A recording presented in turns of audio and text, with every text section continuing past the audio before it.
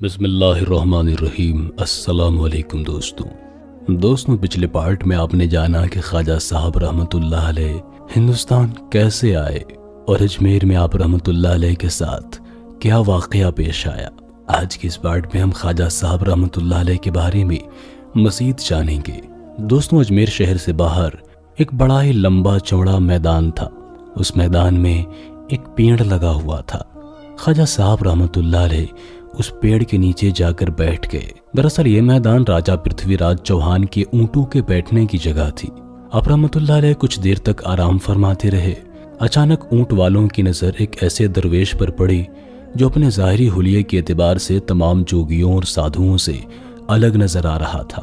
اونٹ والے تیزی سے خواجہ معین الدین چشتی رحمۃ اللہ علیہ کے قریب آئے اور انتہائی کڑوے لہجے میں کہنے لگے، اے شخص، تو کون ہے اور یہاں کس لیے آیا ہے؟ خواجہ معین الدین چشتی رحمۃ اللہ علیہ نے اونٹ والوں کی تلخ کلامی کو نظر انداز کرتے ہوئے فرمایا، میں اللہ کا ایک بندہ ہوں اور اس پیڑ کے سائے میں کچھ دیر آرام کرنے کے لیے ٹھہر گیا ہوں۔ اونٹ والوں کے دلوں پر آپ کے میٹھے کلام کا کوئی اثر نہ ہوا اور وہ کہنے لگے، یہ راجہ کے اونٹوں کے بیٹھنے کی جگہ ہے، یہاں کوئی دوسرا آرام نہیں کر سکتا۔ خواجہ صاحب فرمانے لگے، یہ تو بہت بڑا میدان ہے، راجہ کے اونٹ تو اور بھی کہیں بیٹھ جائیں گے نا، میں اگر یہاں بیٹھ گیا ہوں تو اس سے تمہیں کیا نقصان ہے؟ آپ رحمۃ اللہ علیہ کے لہجے میں بڑی مٹھاس تھی، مگر اونٹ والوں پر اس کا بالکل بھی اثر نہ ہوا۔ وہ آپ سے بڑے ہی بے ادبی سے بات کرنے لگے۔ خواجہ صاحب نے اپنا مختصر ترین سامان اٹھایا اور یہ کہتے ہوئے اپنی جگہ سے اٹھ گئے، چلو یہ درویش تو یہاں سے اٹھ جاتا ہے، مگر اس کے بعد جو بھی یہاں آ کر بیٹھے گا پھر اسے کوئی اٹھا نہیں سکے گا۔ اونٹ والوں نے آپ کا خوب مذاق اڑایا، کہے لگائے، مگر خواجہ معین الدین چشتی رحمۃ اللہ علیہ ان تمام باتوں سے بے نیاز ہو کر انا ساگر کی طرف چلے گئے۔ انا ساگر اجمیر کے نواح میں ایک بڑا ہی پرانا تالاب تھا جس میں اونچی نسل کے ہندو نہایا کرتے تھے۔ خواجہ صاحب کی تحریک کی کامیابی کے بعد یہ تالاب مسلمانوں کے استعمال میں آنے لگا۔ انا ساگر خواجہ صاحب کے مزار سے 4-5 میل کے فاصلے پر آج بھی واقع ہے۔ عرس مبارک کے دنوں میں اس پختہ تالاب کے کنارے ہزاروں مسلمان وضو کرنے کے لیے آتے ہیں، بڑے ہی شوق سے کچھ لوگ یہاں نہاتے بھی ہیں۔ خیر، خواجہ معین الدین چشتی رحمۃ اللہ علیہ کی تشریف لے جانے کے بعد شام کو پرتھوی راج چوہان کے اونٹ گھاس چرتے ہوئے میدان میں داخل ہو گئے اور رات گزارنے کے لیے زمین پر بیٹھ گئے۔ صبح ہوئی تو معمول کے مطابق اونٹ والے آئے اور جب انہوں نے اونٹوں کو اٹھانے کی کوشش کی تو اونٹ اٹھنے کا نام نہیں لے رہے تھے۔ اونٹ والوں نے دوبارہ کوشش کی مگر ناکام رہے۔ پھر وہ بے گناہ جانوروں پر کوڑے مارنے لگے، یہاں تک کہ بعض اونٹ لہو لہان ہو گئے، لیکن زمین سے اٹھنے کا نام نہیں لیا۔ بے زبان اونٹوں کو مارنے پیٹنے کے بعد اونٹ والوں کو مسلمان درویش کے وہ الفاظ یاد آئے جس میں اس فقیر نے کہا تھا کہ چلو میں تو یہاں سے چلا جاتا ہوں، لیکن اس کے بعد جو بھی یہاں بیٹھے گا اسے کوئی اٹھا نہیں سکے گا۔ اب انہیں اندازہ ہو گیا تھا کہ یہ سب کچھ اس فقیر کی بد دعا کا نتیجہ ہے۔ اس احساس کے ساتھ تو اونٹ والوں کے ہوش ہی اڑ گئے۔ پھر ان لوگوں نے بھلائی اسی میں سمجھی کہ سمراٹ پرتھوی راج چوہان کو تمام حالات سے آگاہ کر دیا جائے۔ جب اونٹ والوں نے دہلی اور اجمیر کے حاکم کو یہ واقعہ سنایا تو وہ سوچ میں پڑ گیا۔ پھر اس نے خدمتگاروں کو ڈانٹتے ہوئے کہا، یقیناً تم لوگوں نے اس فقیر کی بے ادبی کی ہوگی، ورنہ یہ سادھو سنت تو بڑے رحم دل ہوتے ہیں۔ جاؤ اس فقیر کو ڈھونڈ کر لاؤ، ابھی یہ اونٹ اسی کی دعا سے اٹھیں گے جس کی بد دعا سے زمین نے انہیں پکڑ رکھا ہے۔ جیسے بھی ہو جا کر اس سادھو سے معافی مانگو۔ پرتھوی راج چوہان کا حکم سنتے ہی اونٹ والے خواجہ معین الدین چشتی رحمۃ اللہ علیہ کی تلاش میں نکل پڑے۔ ڈھونڈتے ہوئے کچھ دیر کے بعد انہوں نے دیکھا کہ آپ انا ساگر کے کنارے ایک درخت کے نیچے بیٹھے ہوئے ہیں۔ اونٹ والوں نے قریب جا کر ہاتھ باندھ کر آپ رحمۃ اللہ علیہ سے معافی مانگی تو حضرت خواجہ صاحب نے فرمایا، اچھا جاؤ، زمین تمہارے اونٹوں کو چھوڑ دے گی۔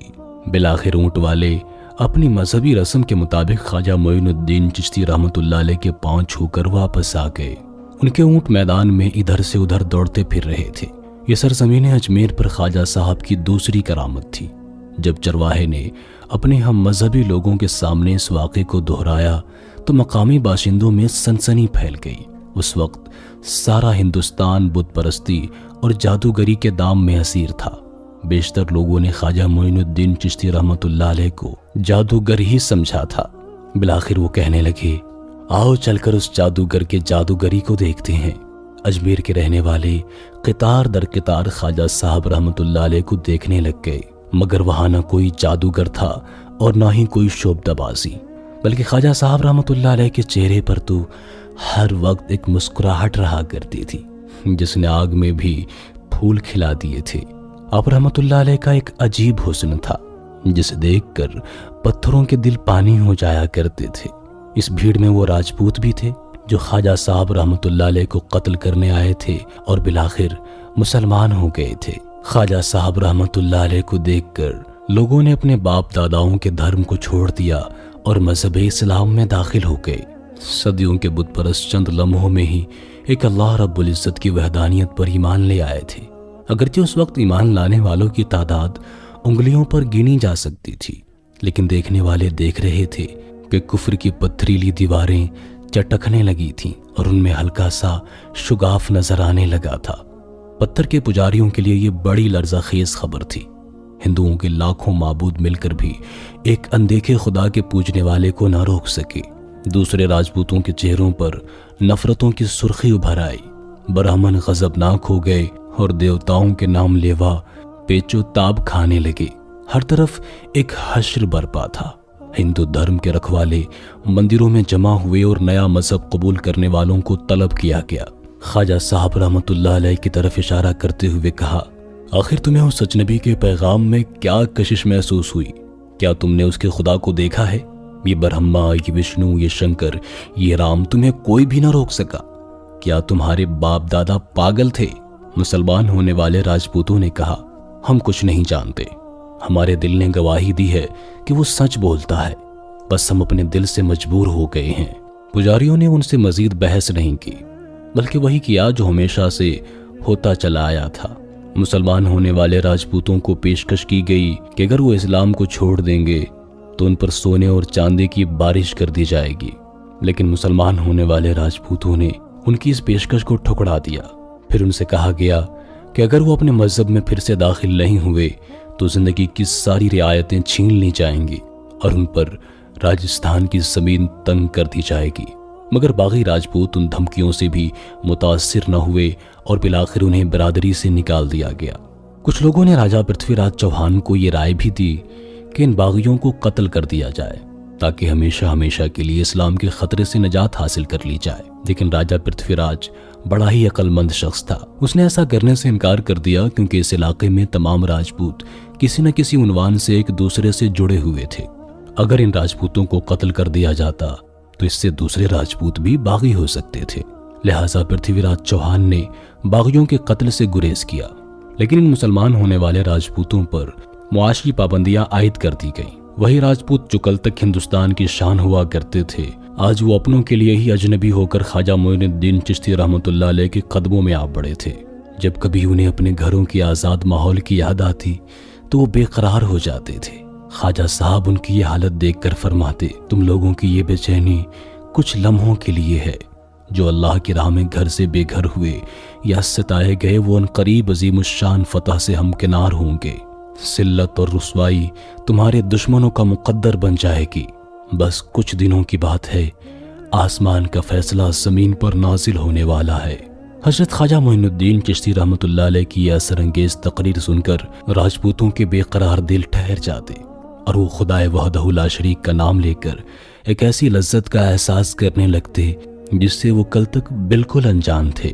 پرتھوی راج چوہان اور دیگر امرائے سلطنت کی سخت احکام کی بنیاد پر مسلمان ہو جانے والے راجپوتوں کے لیے معاشی زندگی کا دائرہ تنگ کر دیا گیا تھا۔ حکومت کے لوگوں کا خیال تھا کہ وہ راجپوتوں کے ساتھ اچھوتوں جیسا سلوک کرنے کے بعد ان لوگوں کو خوف زدہ کرنے میں کامیاب ہو جائیں گے، مگر ایسا نہیں ہو سکا۔ جسموں پر پابندیاں لگی تو دل پہلے سے زیادہ آزاد ہو گئے، زبانوں پر مہریں لگائی گئی تو ذہن کچھ زیادہ ہی سرکش ہو گئے۔ جاسوسوں نے پرتھوی راج کو خبر دی کہ مسلمان ہونے والے راجپوت نیا مذہب قبول کرنے کے بعد بہت زیادہ خوش نظر آتے ہیں۔ پرتھوی راج چوہان نے دوسرا حکم جاری کرتے ہوئے کہا، پابندیاں اور زیادہ سخت کر دی جائیں इस दौरान ख्वाजा मोइनुद्दीन चिश्ती रहमत उल्लाह अलैह के चंद खादिम मुल्तान और लाहौर छोड़कर अजमेर चले गए। अब खुदा के मानने वालों की तबलीग ने नया रंग इख्तियार कर लिया था।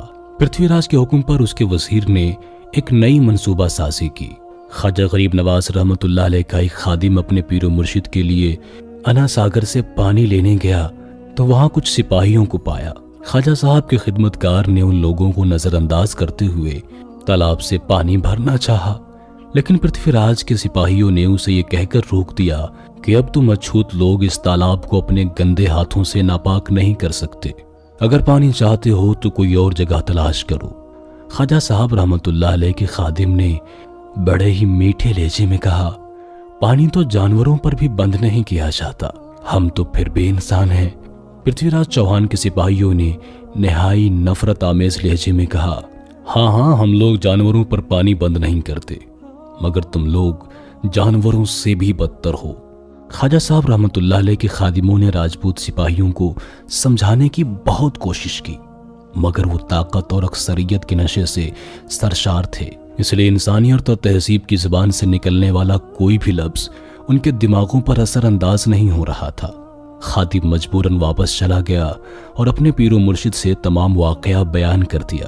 ख्वाजा गरीब नवाज रहमतुल्लाह अलैह ने अपने खादिम की गुफ्तगू गौर से सुनी और कुछ देर तक सोचते रहे। मुसलमानों की ये छोटी सी जमात अपने शेख की खामोशी पर बड़ी हैरान थी। उनको इस बात से बड़ी तकलीफ पहुंची थी कि पृथ्वीराज चौहान इन हरकतों पर उतर आया है और इसके नतीजे में उनके पीरो मुर्शिद वजू के पानी से भी महरूम हो गए थे। बेचारे मुसलमान होने वाले राजपूत चाह कर भी कुछ नहीं कर सकते थे। अपनी कमजोरी और बेसरो सामानी पर पेचो ताब खाकर रह गए। ख्वाजा साहब ने अपने अकीदतमंदों को सब्र की तलकीन फरमाई और फिर उस खादिम को जो कुछ देर पहले पानी लेने जा चुका था अपने इस्तेमाल का बर्तन देते हुए कहा, राजा के सिपाहियों से कहना कि आज इस मुख्तसर से बर्तन में पानी भर लेने दें, इसके बाद हम कोई दूसरा इंतजाम कर लेंगे। खादिम हुक्म पाते ही दोबारा अना सागर की तरफ रवाना हो गया। राजपूत सिपाहियों ने जब उसे अपनी जानिब आते हुए देखा तो मजाक उड़ाते हुए हंसने लगे। खादिम ने करीब पहुंचकर कहा, आज के लिए हमें पानी भर लेने दो। एक सिपाही ने बड़ी हिकारत से कहा, जा, आज तो तुझे हमने पानी के चंद कतरे बख्श दिए, मगर कल इधर का रुख न करना। ख्वाजा मोइनुद्दीन चिश्ती रहमतुल्लाह अलैह का खादिम बड़े सुकून से तालाब के किनारे पहुंचा और उसने अपने पीरो मुर्शिद के इस्तेमाल का बर्तन पानी से भर लिया। चंद लम्हों की बात थी कि राजपूत सिपाहियों के साथ ख्वाजा गरीब नवाज रहमतुल्लाह अलैह के खादिम पर भी हैरतों के पहाड़ टूट पड़े। पूरे अना सागर तालाब का पानी एक छोटे से बर्तन में सिमट आया था। कुछ देर पहले जिस पानी पर ताकत के जरिए पाबंदियां लगाई जा रही थी उसकी हकीकत जाहिर हो चुकी थी।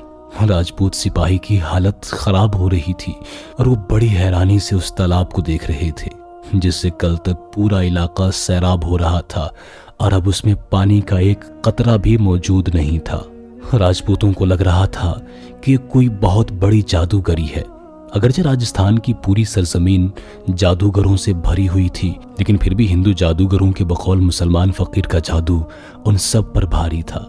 ये नाकाबिल यकीन मंजर देखकर पृथ्वीराज के सिपाहियों पर इस कदर दहशत तारी हुई कि वो वहां से भाग खड़े हुए। खुद हजरत ख्वाजा मोइनुद्दीन चिश्ती रहमतुल्लाह अलैह का खादिम भी लरसते कदमों से वापस आया और कांपते हुए लहजे में तमाम वाकया सुनाने लगा।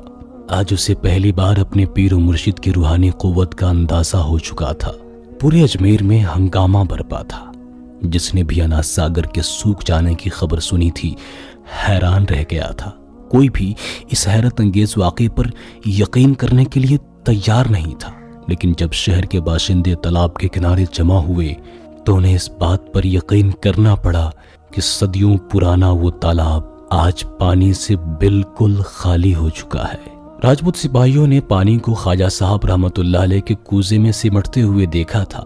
वो हैरत सदा होकर पृथ्वीराज के सामने खड़े थे और गिरिया वजारी के अंदाज में अपने हुक्मरान से कह रहे थे, सम्राट, हम शर्मिंदा हैं कि आपके हुक्म की तामील न कर सके, लेकिन हमारा यकीन कीजिए हमारे इरादों का कोई दखल नहीं था इस पे।